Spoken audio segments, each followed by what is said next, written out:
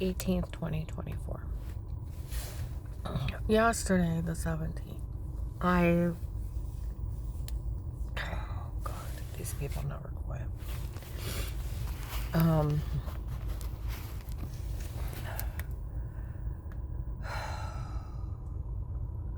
Where I was talking to someone, they said, well, Michelle acts more like a pimp than a prostitute. Because she's barking orders at these people. Okay? And prostitutes don't do that. And she even told people at Faith Family Church she could have anybody raped. Okay? Her and Alex acted like they were in charge. Okay?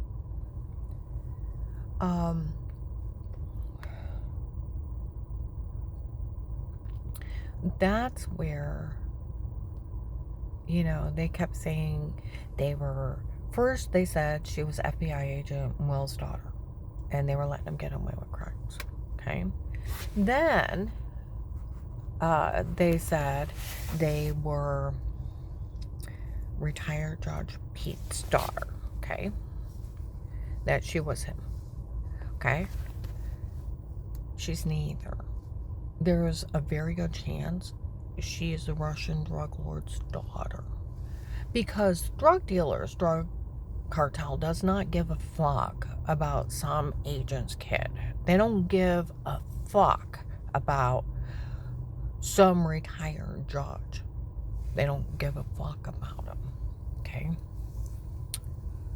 But when a drug lord speaks, it's like the head of the mafia.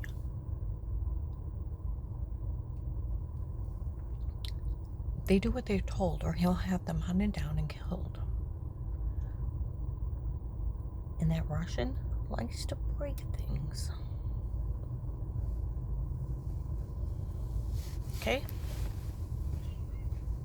There were several guys got their hands broke, their arms, and got really messed up. And showed up and said stuff that he did it. The drug lord did it. He was trying to find out information. Well, he likes to break things while he asks questions. Okay?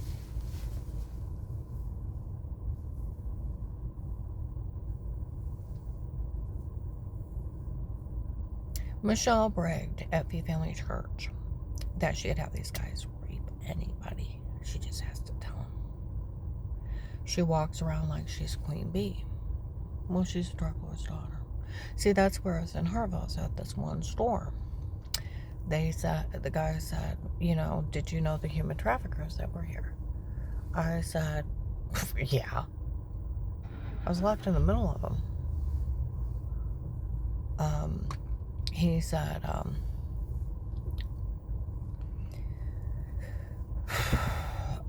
I said, yeah, I know about him. He said where they were grabbing people in Ohio, they were selling them here at that big hotel. Now, the police got together, did a raid, and arrested a bunch of them. He said there was a young girl that was helping grab people and selling them, and she had a little boy and real little guy. He was going to go to foster care the rest of his life because she's not going to get out for selling people. I offered to adopt him, and I am like, that is really nice of you, and he ended up adopting him. Okay? He's like, did you ever see a guy about our age?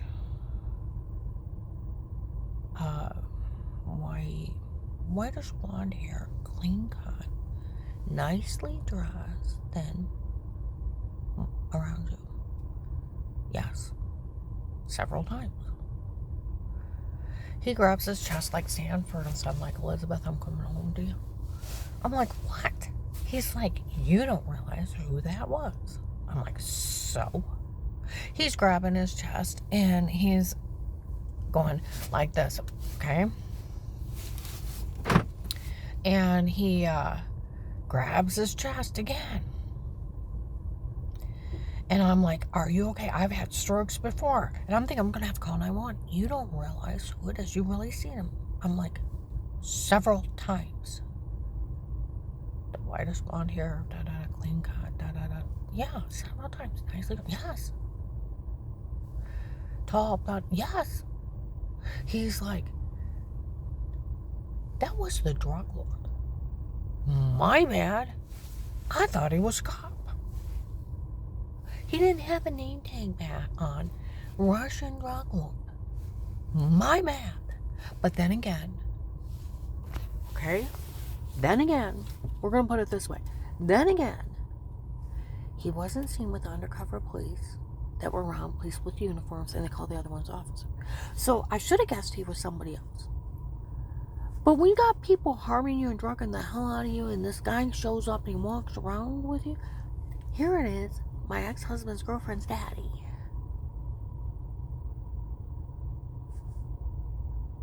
Making sure the drug dealers are doing what they're told. Checking on herself. Okay? He's like, that was a drug lord. That was that Russian. I said, I thought it was M13 doing this. The Mexicans. He's like, they may have helped him, but it was him human trafficking people. They did a big arrest up there. Got enough police together and went in and raided it. Okay. For this is a bet between two gentlemen. They're using her as a pawn. Okay? This whole thing. Their bets, one could be so Croy could push her to suicide, the other one could be have her, make her give up everything that she has in life and have other people participate, and then the other bets, winner takes all. They're fighting over this area.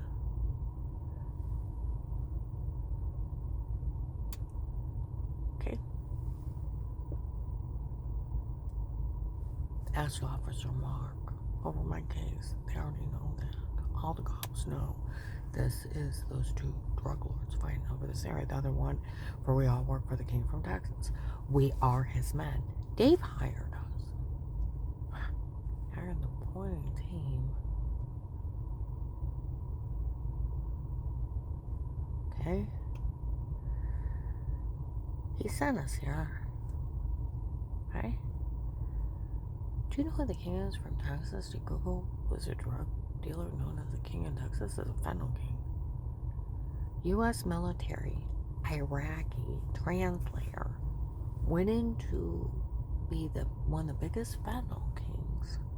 Dark web malware, that's where the hacking of the case and selling it was child play.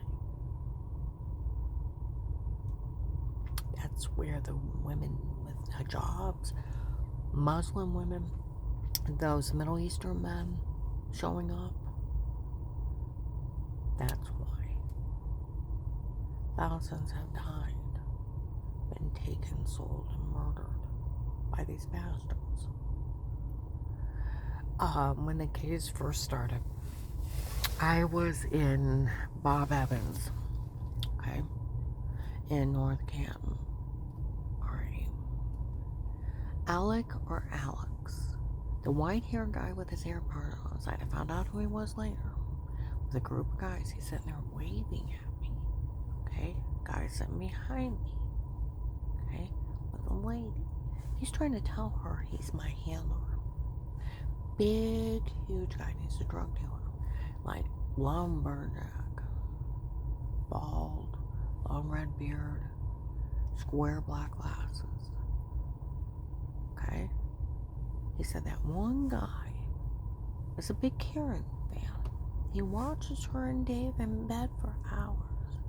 He can't quit watching her. He'd show up everywhere. Minerva Grinders, John seen him, Darlene seen him several times. He's the one that bashed my head in on 12/21/18. Said he left his comb on Dave's dresser January 4th, 19. He was holding me down. By May to July of 19 in Louisville. Okay? He was one of the medium grade trucks in the Florida human traffickers. I'm the only one out there. I'm in jeans. Okay. They slam on the truck, brakes. Okay, I turn around and look. Hey, Alec. Hey, Alex. There she is. He said, my girlfriend's got a nice ass. It's great having a girlfriend. You don't have to do anything for her. I didn't even know his name until that day. Dixie seen him around me, and so did the investigators in Wendy's in Maslin. Told you, all these people seen him around me. It's him in a Santa beard. Last night, yeah, and I'm telling you, he's the one that, where on January 4th, 19th, they said, you idiot. You left your coma there. And then he's talking about holding me down. He's my rapist. And he was barking orders like Michelle. And he has white hair too. There's a good chance he's either that drug lord's kid or a family member. Because it's basically those two drug lord's kids were the biggest con in the world. Last night in Mark's, and I was in there. I am so pissed. You know, if you're going to show up and say something stupid, don't bother. This older couple comes in. I told you about what happened last week where I went out with that one officer, and they need a drug test, that bitch. Seriously. And then go back through the women that he's talked to, dated, and you might find out who's been assaulted and maybe even raped. He's a dirty cop.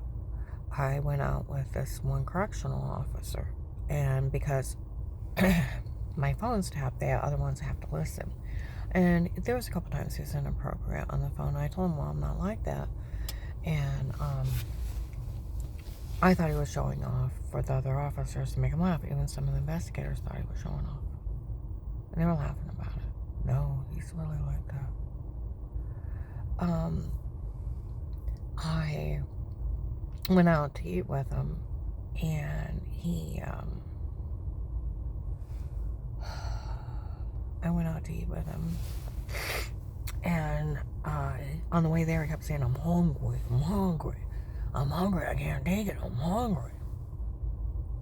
We meet up at Walmart in Worcester, and being an officer, I didn't think, well, I did a little bit about getting his car, but he's a cop, you know. Go to the old Jailhouse Tavern just for lunch, okay? And old Jailhouse Tavern for lunch, okay? And he tells the waitress, I'm so hungry, I can't take it. I looked at him and said, did you have breakfast? Oh, I had da-da-da-da-da. And I thought, it's only 2 o'clock. Why are you so freaking hungry? You know? Well, he gets unsweetened tea with lemon. I get water with lemon. We get fish and fries. He got some pretzel nuggets with nacho cheese dip and mustard. Nothing to make you act irrationally. Okay? We eat. We go to leave. He's like, you want to walk up around the park? I thought, well, that'd be nice. He'll get to know me. It's the first time actually meeting him. We talked for a couple weeks on the phone. And instead, he starts driving me erratically out of, he said, we're going for a ride instead. Way out of town. It's like, this is getting creepy. It's like, oh, it's okay. We can go for a ride. And I'm like, going way out of town. And then he pulls over at a small Dollar General, leans his seat back. And then it gets ugly. Grabs me by the back. He does the cop thing where they wrap it around your fingers so they get a hold, and then pulls it down. And he's like, you want me to pull your hair, knock you down, take you by force, and do your hard? It's like, no, don't want right back up. It's like, no. He's pulling my hair again. He's like, you want me to pull your hair, knock you down, do whatever I want to, have no control, and do your hard? No, don't want me back up.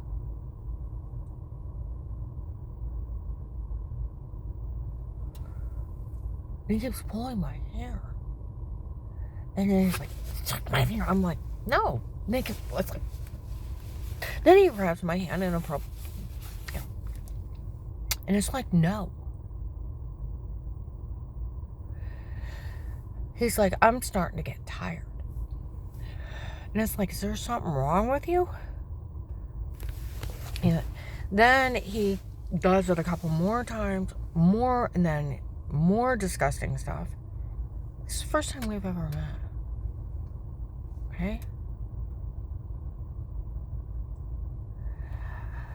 He tries to drive me to a hotel, and I refuse to get out. And I'm not getting out. I gotta find a place to lay down. I said, do you have like low sugar? Well, I used to be a diabetic, but I lost weight, and so I don't anymore. And I'm like, okay, what's wrong? He's like, I gotta find a place to lay down. I said, I'm not going in that hotel. Well, on my list of girls, you're falling down. I said, oh, you got a list of girls. Yeah, you fell way down. I thought, I can fall off this list. We go, he finally drives me back to my vehicle. I go to leave. He's like, don't you get out. He's like, leaned his seat back, did something else inappropriate. And he's like, don't you get out. I'm thinking, fall asleep. He's like, I can't keep my eyes open. I can't keep my eyes open. I tried to turn the motor off. I thought, let's see if he's asleep. I'll get out of here. And I finally looked at him. I said, why don't I go get you a cup of coffee? Yeah, I need coffee. And I walk off. And I said, just cross the parking lot. I'll just walk over there. I did. And the whole time I'm thinking, call 911. Call 911. But what am I going to say to a cop? Some other officer picked me up, pulled my hair until it hurts. I had whelps on the back of my head. He pulled it so hard. I literally had whelps. I had to put ice on it. Pulled my hair and threatened to rape me. Now he's passed out. He's all yours. See ya. Bye. You know what I mean? I pondered. I'm gonna order my coffee, his coffee. Then I didn't get the cream and I had to walk back over there and I'm like pacing. I'm texting my house manager. I want a job. I want a perf. I reach across to the passenger side. He's passed out in the car. Put the coffee and walk around. Tell him I'm leaving. I got out of there. I'll tell you, I swear it was him. I got so upset. I was turned around and I didn't get on the highway right. And I went to go back to get on it. And there goes this vehicle with the blinkers on doing 30 miles an hour and his head out the window. Couldn't wake up enough. Okay. Now, last night in Mars, some old bitch and her husband walks in. Okay. I was so upset.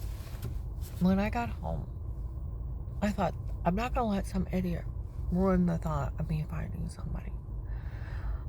I just need someone to talk to. And I got online and I started talking to this really nice guy. And he's a retired sheriff. And he's like, you are so lucky. He passed out. He probably would have raped you. He said what he did was consider sexual assault, pulling your hair and threatening to rape you. Okay? And he asked me, he said, did you report him? And I did. He said, good. I said, they need a drug test that bitch.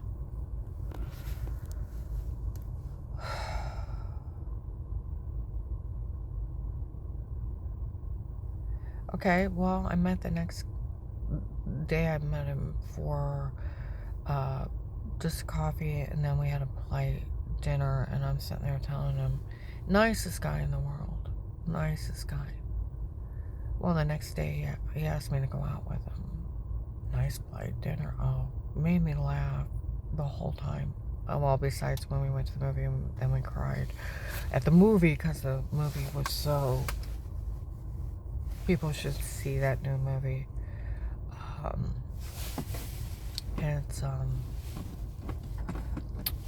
where this guy tries to get the Jewish children out before the Nazis take over. And there wasn't a dry eye in that thing. And he saved 600 lives. And, yeah, besides that,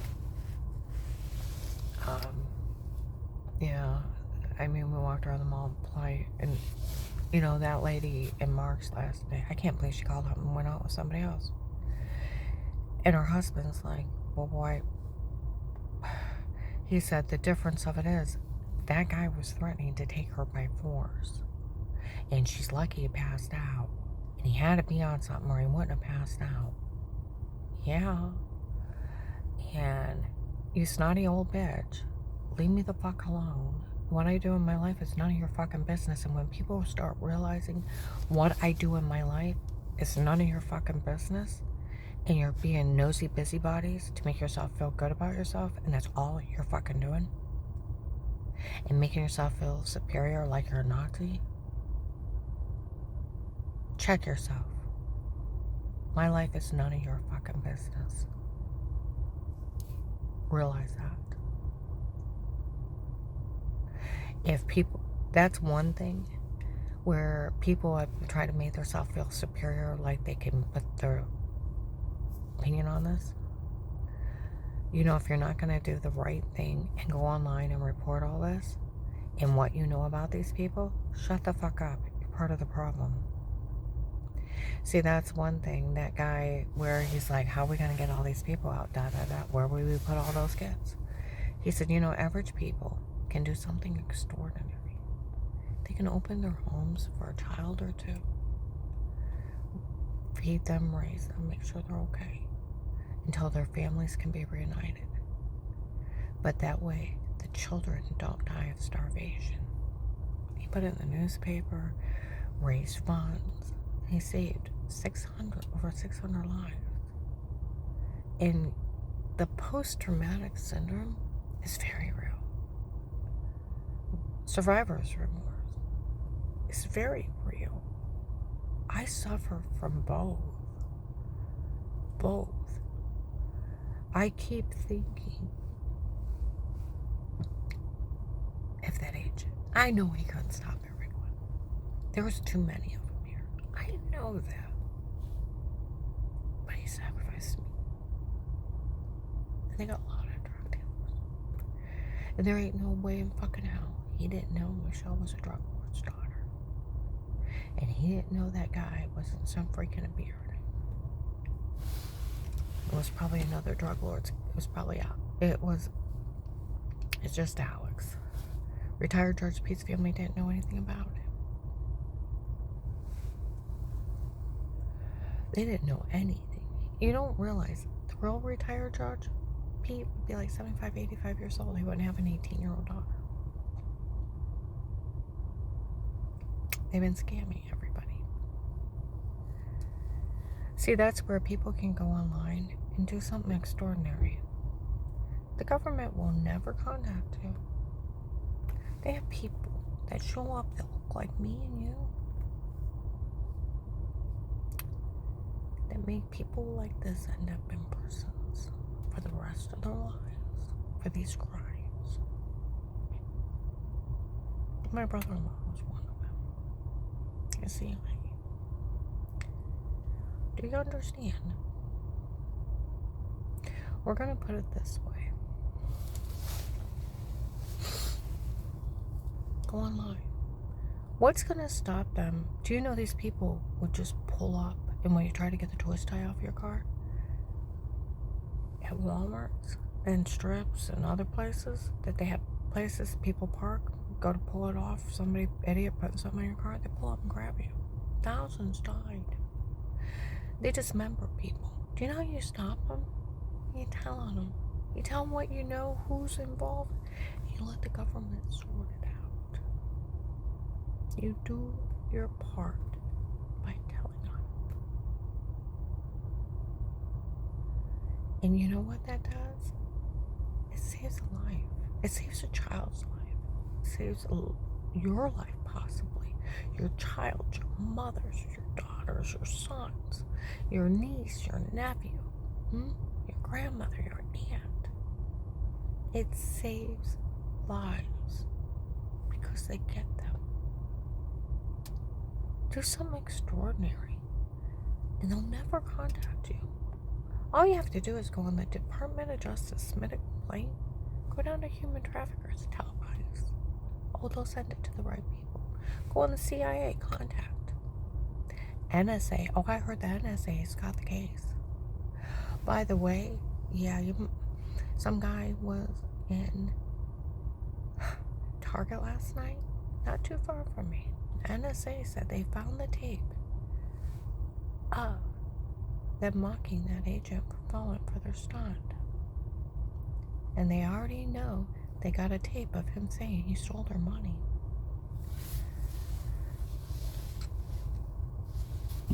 Okay? They were telling people they were a retired judge's family and they should get away with crimes. That's stupid. And they were just saying it. And people were letting them get away with crimes, and it was just them saying it. And it was stupid they were letting them get away with it. It was a big con from the drug lord's kids. Get it? This is a big con. Like the other people were saying, we all found out it was some freaking Santa beard. Do you realize Alec? We were on the day of my divorce, 9/18/19. They were joking outside my room. And he walks by in a Santa beard and a robe, and Judge Timothy Ludick seen him come and laughing. They were setting that judge up. Told people that they were friends. The investigators said they asked him, and he didn't know who he was. They were setting that judge up to go down for this. He was just laughing at him for being silly. He walked by and I thought, you look like that guy that said I crushed my head on 12/21/18. Oh, there's a video of him in the house. Like they said, the guy that was doing this, they actually have a video of him bashing her head in.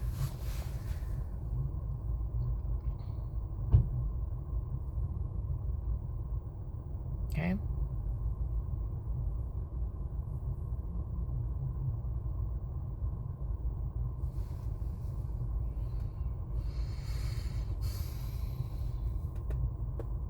Oh, it should be 12/21/18.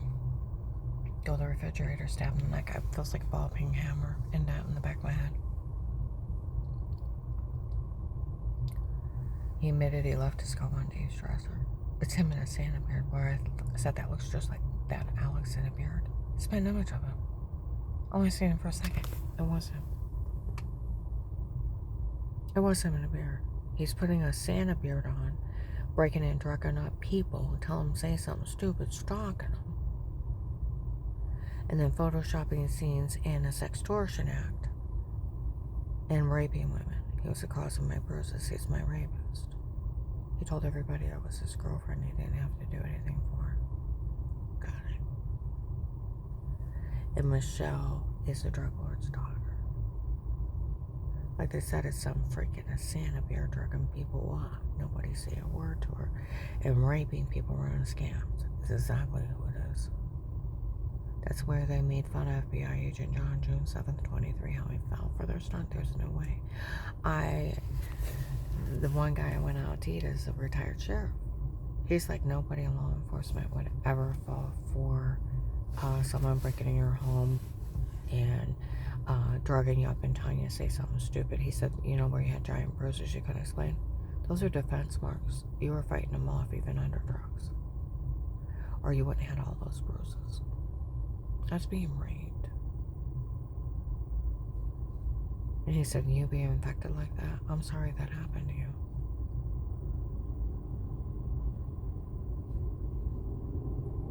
He said, no one in law enforcement for photoshopping and washing, and you are sleepwalking with roofies.